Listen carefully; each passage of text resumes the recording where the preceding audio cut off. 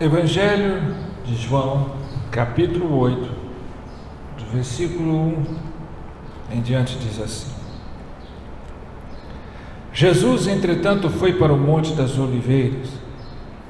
De madrugada voltou novamente para o templo, e todo o povo ia ter com ele, e assentado os ensinava. Os escribas e fariseus trouxeram à sua presença uma mulher surpreendida em adultério, e fazendo-a ficar de pé no meio de todos, disseram a Jesus: Mestre, esta mulher foi apanhada em flagrante adultério. E na lei nos mandou Moisés que tais mulheres sejam apedrejadas. Tu, pois, que dizes? Istos diziam eles, tentando-o, para terem do que o acusar. Mas Jesus, inclinando-se, escrevia na terra com o dedo. Como insistissem na pergunta, Jesus se levantou e lhes disse: Aquele que dentre vós estiver sem pecado, seja o primeiro que lhe atire pedra. E tornando a inclinar-se, continuou a escrever no chão. Mas ouvindo eles esta resposta, e acusados pela própria consciência, foram se retirando um por um, a começar pelos mais velhos até os últimos, ficando só Jesus e a mulher no meio onde estava. Erguendo-se Jesus, e não vendo a ninguém mais além da mulher, perguntou-lhe: Mulher, onde estão aqueles teus acusadores? Ninguém te condenou? Respondeu ela: Ninguém, Senhor. Então lhe disse Jesus: Nem eu tampouco te condeno. Vá e não peques mais. Amém? Vamos orar. Fecha os teus olhos e abre o teu coração. Ó Deus, obrigado. Obrigado, Senhor, pela tua palavra lida.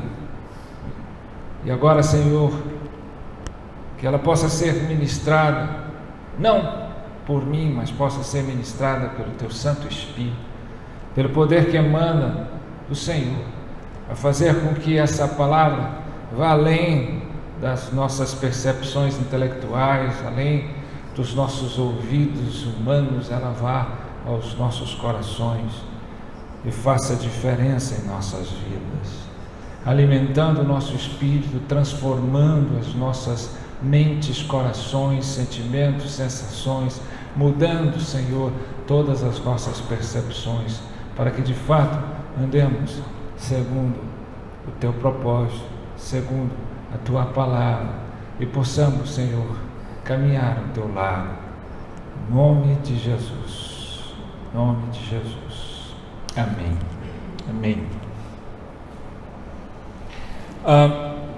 Poder é algo que o ser humano almeja sempre.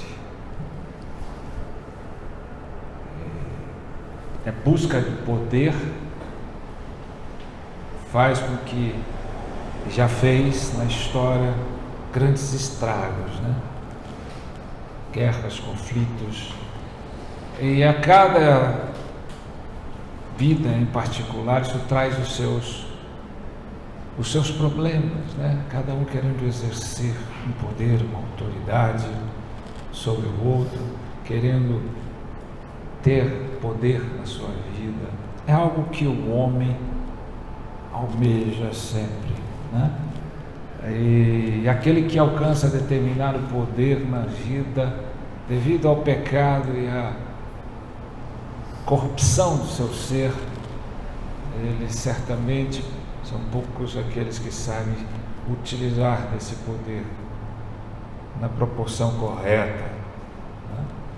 E utilizam-se mal do poder, e um poder mal utilizado é um desastre, né? O poder também, a busca do poder, não é algo totalmente fora da curva ou algo impróprio para o cristão. O cristão pode pedir o poder que vem de Deus. A palavra poder, no grego, significa dunamis, que significa poder, né? Era o poder que se manifestava como dons, como milagres, muitas conversões, como crescimento, para o crescimento da igreja, o desenvolvimento, né? Como quando o poder dos apóstolos, lá em Apocalipse 4:13, né? Vinha o poder sobre eles para testemunhar de Jesus Cristo, e com isso a igreja ia crescendo, se multiplicando, né? Então tem esse poder de Deus, que nos capacita, que nos potencializa a fazermos a obra de Deus como igreja de Cristo, a sermos de fato cidadãos do reino dos céus, a vivermos isso, né? Esse poder nós temos que almejar. Senhor, derrama sobre mim teu poder do Espírito Santo, não o poder de operar milagres apenas isso, mas poder que me capacite a ser um instrumento perfeito de louvor e adoração a Deus, poder que me potencialize a fazer a obra de Deus, né? Que me capacite a ser, né, aquilo que Deus quer que eu seja, né, e fazer aquilo que Ele quer que eu faça.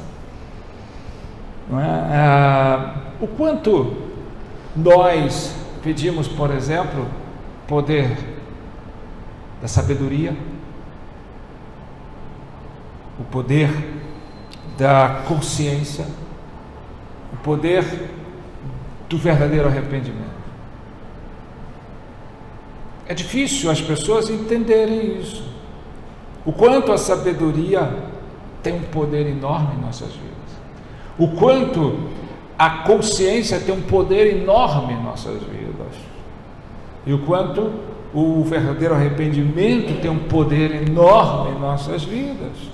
Esse texto, além de tantas outras coisas, ele nos ensina, nos revela isso.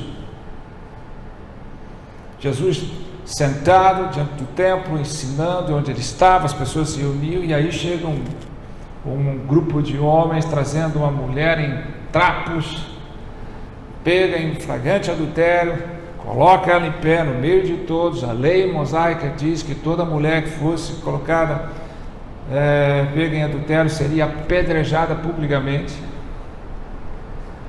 E aí, mas eles não vieram, a motivação deles não era o exercício da lei, mas era pegar Jesus, era ver o que Jesus diria, porque o que o Senhor diz? A lei manda apedrejar, mas e aí, o Senhor diz o quê?